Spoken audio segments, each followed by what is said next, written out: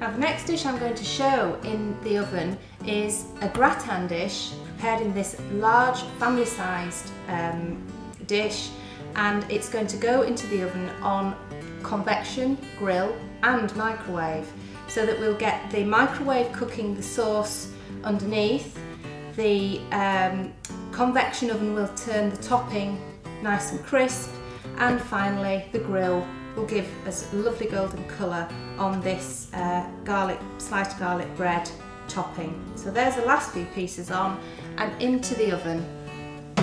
Again, the oven is cold, so I haven't had to preheat, and you can see how the large dish has got plenty of room in this combination oven.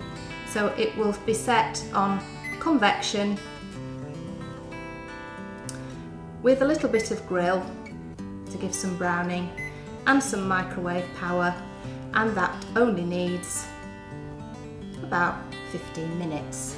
And if you press start, that will be ready in 15 minutes, golden brown and piping hot, and will feed the family.